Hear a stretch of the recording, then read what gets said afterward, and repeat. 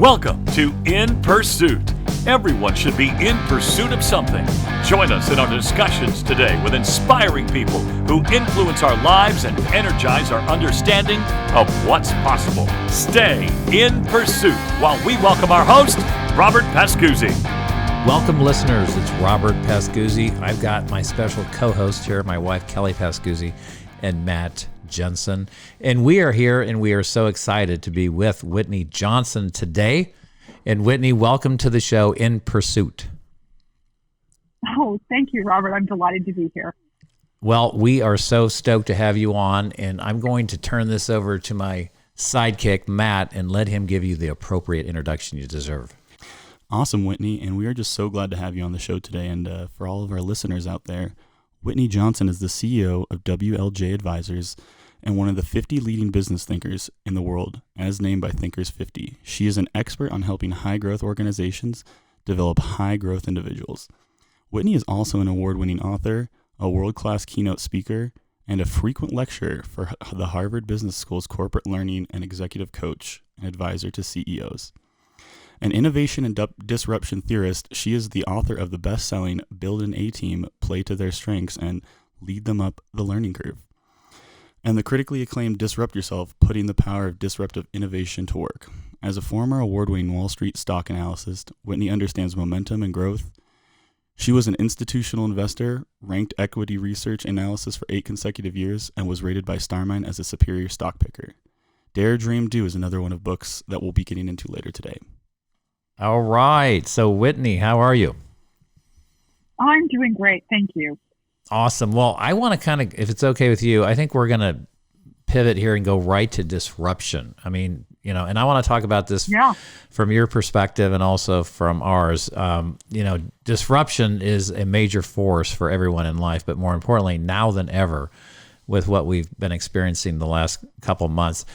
I want you to comment on that in a few minutes, your perspective on the environment.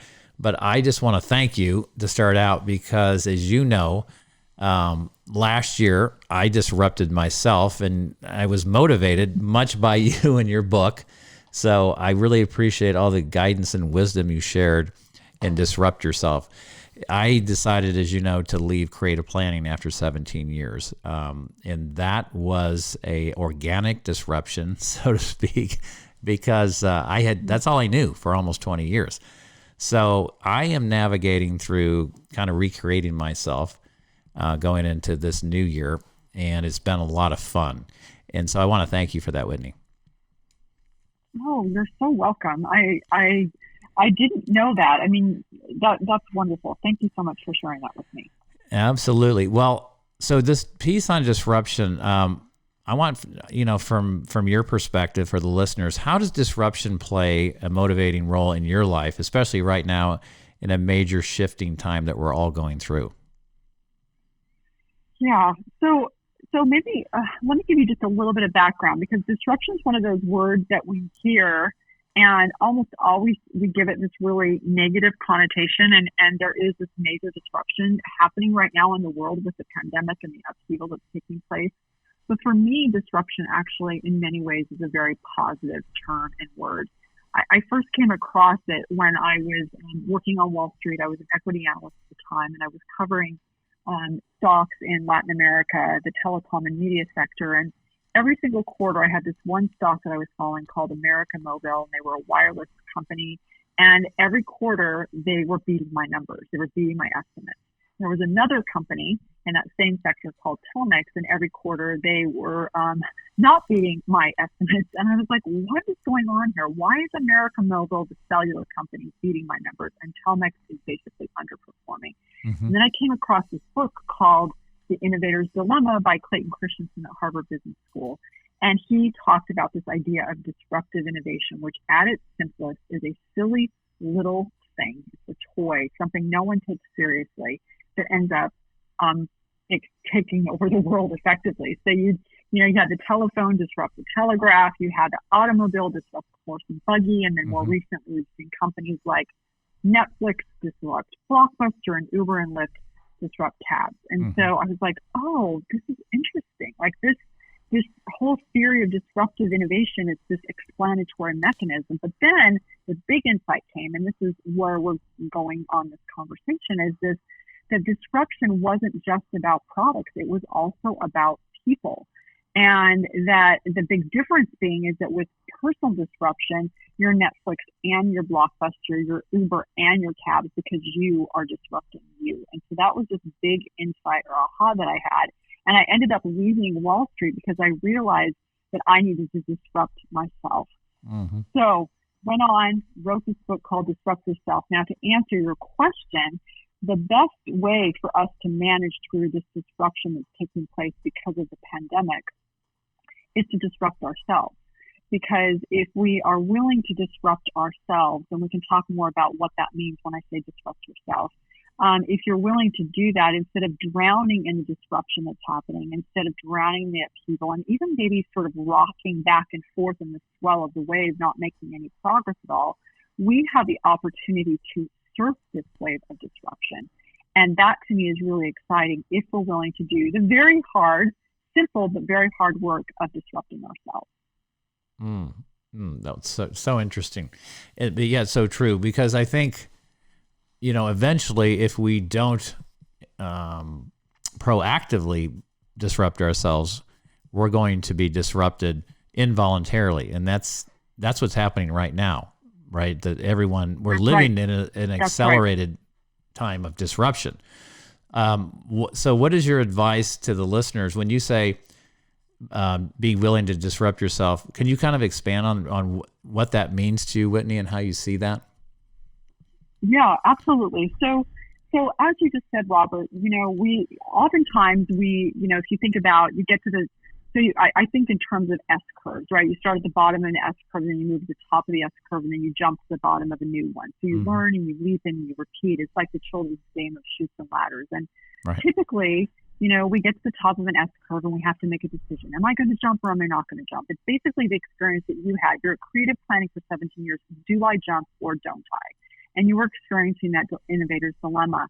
And then you finally made the decision, I'm going to jump. Well, what's happening right now is that none of us had to make the decision. None of us got to make the decision. We've all just been disrupted. And so the question is, what do we do with that? And what I've done in my research is I've developed a 7-point framework of disruption, a personal disruption that allows you to move through this systematically, effectively, and as you disrupt yourself, you'll be able to move through the wider scale disruption. So a couple of things that it includes. Number one, things like taking the right kinds of risks. We take on competitive risks frequently where we say there's a big market opportunity, projections to prove it. We want to go after it, take on that competitive risk because it feels not very risky. It's sort of certain, but in fact, it's more risky than taking on market risk, which is a willingness to just play where no one else is playing, to try something brand new. And according to the theory of disruption, when you do that, your odds of success are higher. I think, going back to the experience that you've talked about, you could have said, okay, I'm going to go do something brand new and I see something that someone else is doing. I'm going to go try that. Instead, you're like, no, I'm going to take on market risk and I'm going to go produce a film. I'm going to build my own business. And at some level, that felt very uncertain, but it's also, according to theory, less risky. And one way I like to think about this is it's playing where no one else is playing. You're creating, not competing. One of our mentors, our mutual mentors, Bob Prosper, talks about this. You create, you don't compete. Amateurs compete, professionals create. So this is this idea of taking the right kinds of risks. It will allow you to be more successful. And this goes back to you're disrupting yourself. You're playing where no one else is playing. You are creating the world that you want to live in and then inviting other people to play in that world with you. Another one really quickly is this idea of embracing our constraints. This is accelerant or guardrail number 3. It's so easy for us to say, if only I had more time, or only I had more money, or only I had more expertise, then I could be successful. Then I could disrupt myself. But what we know from the research and stories. I mean, there's a film that we all know very well. It's the most iconic scenes from that film came about because of constraints. Steven Spielberg, he was out of time, he was over budget. The mechanical shark he wanted Jaws. to use, it didn't work. Exactly. Yeah. And so we finally decided to shoot it from the shark's point of view and let the music and our imagination do the rest. Mm-hmm. This is a classic example of this probably would have been sort of a B movie without those constraints, but with them, it became a classic. And so one of the questions that we all want to ask ourselves right now is, okay, there's a lot of different things that I don't have enough of, but how do I turn what looks like a constraint into a tool of creation? What do I do with that, and what does that look like? So those are just two things: playing where no one else is playing, finding ways to embrace your constraints. And when you do that, you're acting, not being acted upon. You're, in order to be an agent of disruption, you're becoming the subject. That is so good. Go ahead, honey.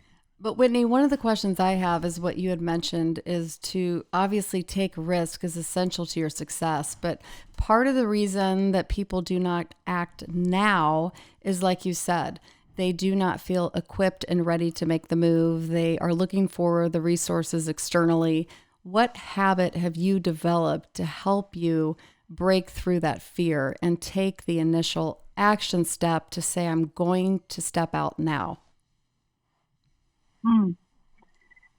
Oh, it's such a great question, Kelly. And I think, it's a great question, and it's something that I've thought a lot about, and I've got a couple of different answers for you. So one is that if you can picture yourself on the top of this S-curve or the top of a mountain, or it's a plateau, and you're pretty comfortable, status quo is looking pretty good, and yet there's some feeling that you have deep inside of yourself that if you don't jump, you will die inside a little. And I think we've all had that experience. And it looks really terrifying. I mean, it just looks terrifying. What happens if I jump? I remember a few years ago, I was having a conversation with a fellow about doing something new, about disrupting himself. And he said, I can't. And I said, well, why not? I said, how much money do you have in the bank? He's like, 10 years worth. I'm like, well, then it's not financially driven. So what else is going on? And when we started asking, why, and then why and why, sort of those 5 whys, it came that it was just scary to him from a stature standpoint, and then from an identity standpoint of like, who am I if I'm not this person? Mm-hmm. And so I make 2 suggestions. One is that we are all more motivated by what we lose than by what we gain. It's called loss aversion theory. It's Daniel Kahneman, who won the Nobel Prize. He wrote a book called Thinking Fast and Slow. And so when we're at that top, one of the things that we try to do to motivate ourselves to do something new is to say, oh, that's going to be so exciting when I do this new thing. But that's actually not as motivating as saying to yourself, if I stay here, what bad thing is going to happen to me? Mm-hmm. And you can actually motivate yourself more to go do something new by asking yourself, what bad thing will happen to me? Will I get so bored that I'll start to sort of precipitate my own demise? I'll end up getting fired. Will I be so unhappy that I will start to have sort of sabotage my relationships? Will I be so unhappy that I'll get fired? I actually have a hypothesis that people lose their jobs because they know it's time to jump and they won't jump. So the universe is like, kicks them off that curve.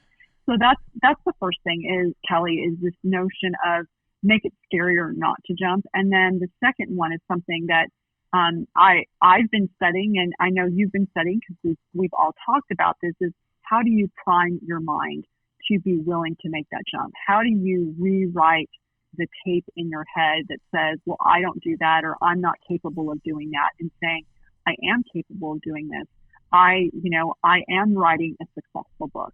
I am a successful business person. I do make this amount of money per year, so that I'm rewriting what's going on in my head, a script that I start to believe subconsciously that is true, and then I somehow have to get then the rest of my body and brain will figure out a way to make it true. So make it scarier not to change, and then rewrite the script in our mind so that the rest of us says, oh, I guess I better fall in line, because my brain just says I'm super successful, or I wrote this, New York Times bestselling book. How do I figure out how to make it happen? So those are the 2 things that I really look at and think about and advise people on, but certainly apply myself. That's really good, Whitney. And I hear you saying the internal dialogue, the language we're using in our mind, both spoken and not spoken, and internalizing that, and then the other part, another way to look at what you're saying is to find the leverage. That's how I think of things and how I motivate myself. I love that. Right. Find the leverage. Say more about that. Right. Well, say more. I think when I say find the leverage to change, it's exactly what you were referring to is what is it going to cost me in 5, 10, 20 years if I don't make the change now? And I think this is where the trap lies and why people get stuck is they don't ever project themselves down the line, right? If I continue this habit pattern, the way I'm doing things, the way I'm thinking, and I'm getting this result, and knowing that most rational people understand that if I don't change something, to expect something to change is foolish, then I have to understand that if I don't make a change today, what is that going to cost me? Because it's the old Tony Robbins thing, pain and pleasure. We'll do twice as much to avoid pain as we will gain pleasure. And that's one of the things he used to do so masterfully. I think he still does it in one of his seminars is he takes people through what he refers to as the Dickens Process. And this is based off the old movie where, the ghosts of yesterday appear and take him down the road, and he gets to see what his life is going to look like because of who he is today. And then he wakes up, obviously, and realizes it's a dream, and he makes the changes. And I think, metaphorically, that's what we need to do with ourselves. We need to find the leverage to make the change today, because we all have. I know that you talk about this in your book. Everyone has something that they want to fully express and they want to change about themselves and they want to look differently, but they don't ever take the first step. And so that was a great question, Kelly. It all starts with the first step, but it's having the courage, I think, to just step out into uncertainty. But what I found, and I know you talk about in your book, Disrupt Yourself, is everything we want is in the realm of uncertainty. We have to be willing to go there. Yeah, and as you're saying that, I'm like, oh, this would be such a cool coaching exercise, right? Is to basically, and it would require a lot of work. Well, but so powerful. This Dickensian process where you would be like, okay, tell me 5 things that you do every day, right? And then start to just play that out. Like, what's that going to look like in 5 years and in 10 years? That would be so powerful. And you're right. I mean, at some level, it could make some things really painful. And they're going to be like, okay, I'll change. Oh, I love it. Right. It goes to Christmas future. Yeah, because, things don't change overnight, but we have to get momentum going in our lives. Mm-hmm. And I think, again, it's easy to stay stuck because we don't see the path, and you're right, our mentor Bob Proctor talks about this, is we see the star, we see the goal we're shooting for, but we don't know how it's all going to come together. So what do? We just discard it and we don't go forward. And I love what Bob teaches is that the key, and this has been one of the things that's unlocked Kelly and I and helped us move forward on a movie that at the time we had no idea how we were going to do, The Ravine, which will be coming out later this year. But it's this notion that, okay, I've got the big star I'm shooting. I don't know how it's going to happen, so I don't go there. And he teaches you don't have to know. You just have to step out and know that it is going to happen. You don't have to know how exactly it will happen, but you have to have the faith that it will all come together. And that's what we did. And now we look back on the movie and see how the dots connected. But again, as you know, you have to be able to look back on the dots. You can't predict them going forward. It's impossible. I'd like to... And as you're saying that... Oh, go ahead, Kelly. I just wanted to add one thing in regards to, the leverage piece. I have noticed even when Bob was working through those exercises is when you see yourself 5, 10 years, you're not only asking yourself, what will my life look like if I don't step out, but how is it going to affect everyone around me? And when that answer came, that got massive leverage, especially, you'll do twice as much for others as you do for yourself. And so it immediately puts you in the state of, I'm willing to take that risk. I love that. Mm-hmm. That's really good. That's great leverage. What will that mean for my partner? What will that mean for my children? What will that mean for, it's really good. Huh. Okay, I have one other thought around this. We could this is so fun. So the other thing that I remember hearing, I think it was Earl Nightingale saying that you'll never actually really want something that you can't have. And that was really helpful for me, right? Like I don't ever think, I could think, oh, it'd be nice to go on the moon. But I don't ever think earnestly, deeply desire that I, want that. And I think it's because I probably know that that's not really possible. But if there's something that you earnestly want, it's because it is something that you can actually do. And that was really helpful for me as well. Well, Whitney, now be aware. I mean, they're taking people to the moon in 2024. Civilian travel is going to happen. I've got it on my list. That's so funny. It's on my list. Really on your list? Are you sure? Oh yeah, it's definitely on my list. Get it. Keep it on yours. Well, keep it on yours. I'm going to be eating my words, huh? Eat. Ooh, that crow tastes good. But to further that, you mentioned about you wouldn't earnestly want something. Wait, finish. Remind me what you just said? You won't earnestly want something that you can't actually have. Okay, right. But certain things that surface that you earnestly want, I truly believe there's times that are a specific calling specifically for you as an individual that has not been surfaced or placed for anyone else, and you are supposed to act, and you are the one that is supposed to express it. That's good. Yeah, I think this goes back to listening to your intuition, one of the higher faculties.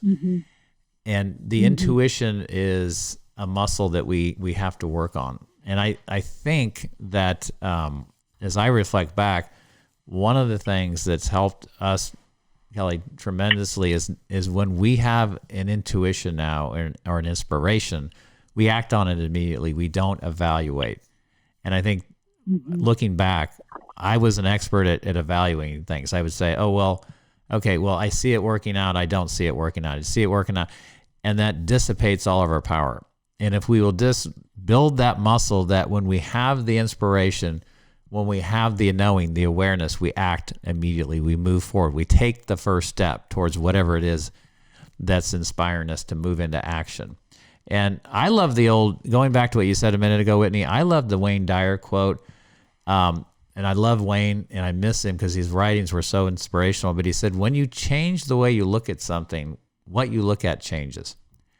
And that goes to perception. And it's so true because, we could all be looking at the same thing, and all of us will have a different perception of the meaning of what that is and who's right. Well, we're all right. There's no right or wrong. It's just the lens that we look at it from.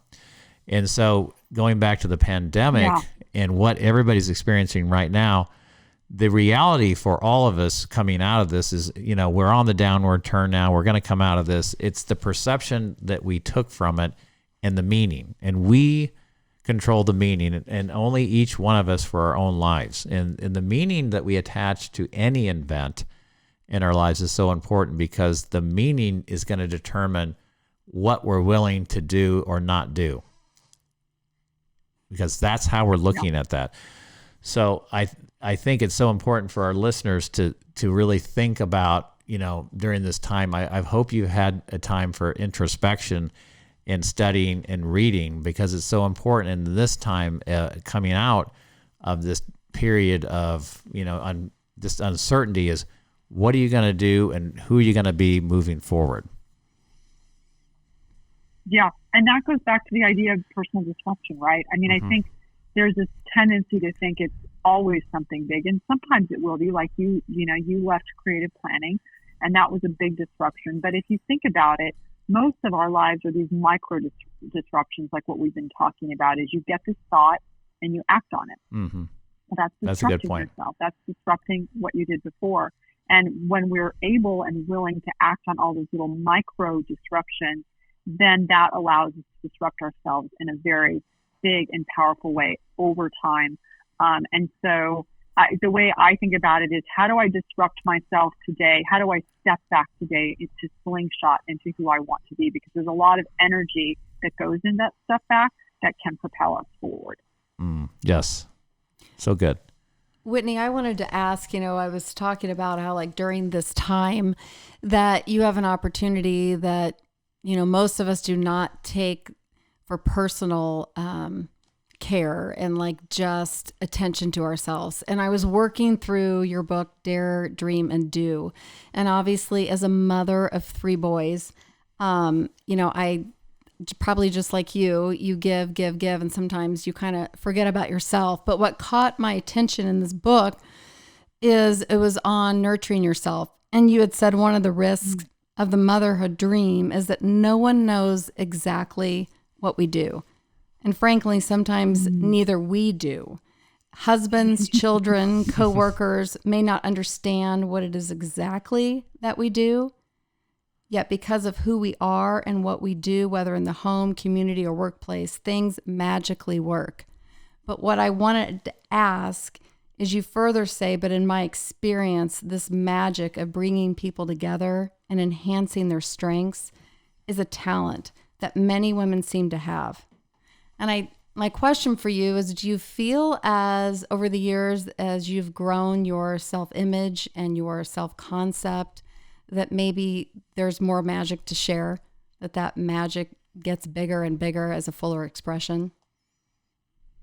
Oh, Kelly, that's beautiful. Yeah, I do. I mean, I think, I don't know about you, but I think about having this conversation with someone the other day, and I was thinking about, when I was probably like 25 years old, and people would want to have conversations with me, and they'd say, well, what about you? And I didn't want to talk about myself because I felt like there wasn't any self to talk about. It was really an uncomfortable conversation, and I think, and as a consequence, I didn't have as much to give to people.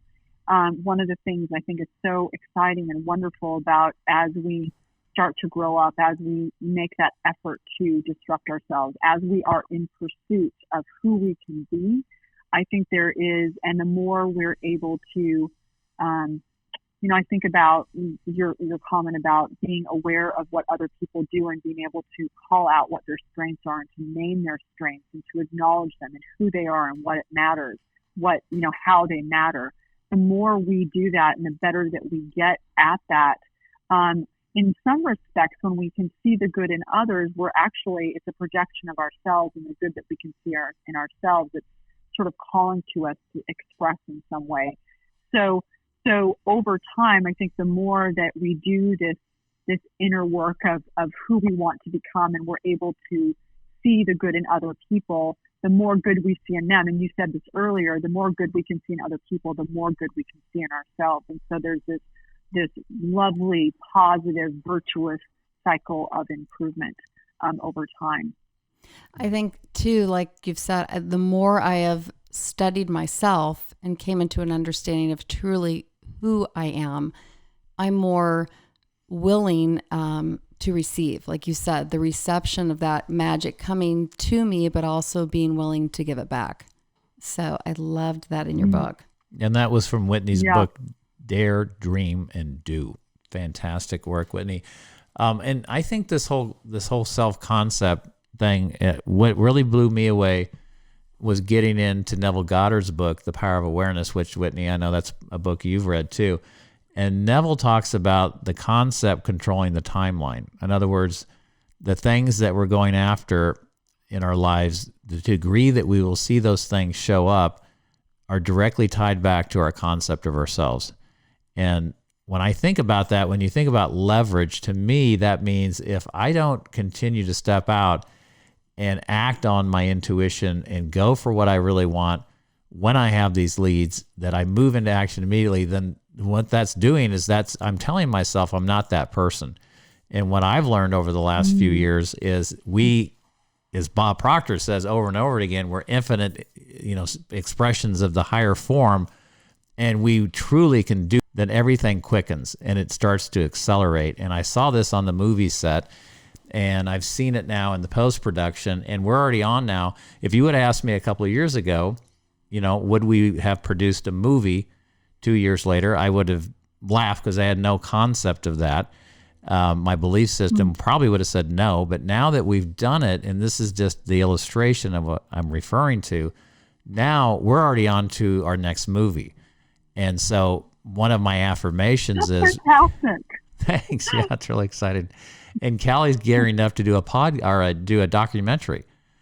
So now, oh my goodness, that's fantastic! It's so exciting. Thank you. Yeah, but as you know, Whitney, when you do something and you pull something off that you maybe at one point never thought was possible, what you're doing is you're building your concept of yourself, and you're building self-esteem. And that gives you the momentum and the energy and the strength to move on to the bigger thing and the next bigger thing and the next bigger thing. And it's all about momentum. And that's why I think it's so important when we go back to this idea of disruption. To me, it means disruption also means to me is continue the momentum forward, because if we don't disrupt, we're basically going backwards. And as we know, nothing stays the same. So we've got to continually be disrupting and moving the concept and taking those steps. But going back to the disrupting ourselves, Whitney, I think you mentioned it's tough to discern between something that's difficult to accomplish and something that is just the wrong fit. Do you feel that that becomes easier as your concept grows of who you truly are? Yeah, I do, because I think that, so one of the things that I kind of have this litmus test of, how do you know if you're on the right curve or the wrong curve, or right ladder, wrong ladder, sort of you're moving up. And I have this quick little litmus test of, are you playing where no one else is playing? Because if you're taking on a lot of competitive risk, it may not be the right place. Are you leveraging your strengths? And I think more and more as our self-concept expands, we get much clearer on what we do well, like what we're natively good at. And we're actually also willing to own it, because when we're younger and we don't have self-concept, we tend to want to go do things that are hard for us because they'll make us feel like, oh, now I'm important, as opposed to focusing on things that are reflexively easy for us. And so that's, so you like, am I playing where no one else is playing? Am I playing to my strengths? Is it hard but not debilitating, which is what I think you were just alluding to? But then also, am I gaining momentum? And I do think it starts to become more intuitive. So you can kind of be like that Tarzan, swinging from one S curve to the next. And you have, the clearer you are about who you are and what you do well, the more, readily you'll know if it's the right S curve or the wrong S curve. It doesn't mean you don't do really hard things, but you're doing hard things within your zone of genius, not trying to play where other people are playing in a zone that's not your genius, because that's where you're really going to contribute, right? You contribute in a meaningful, satisfying way is when you're willing to leverage what you do uniquely well, as you were saying earlier, Kelly.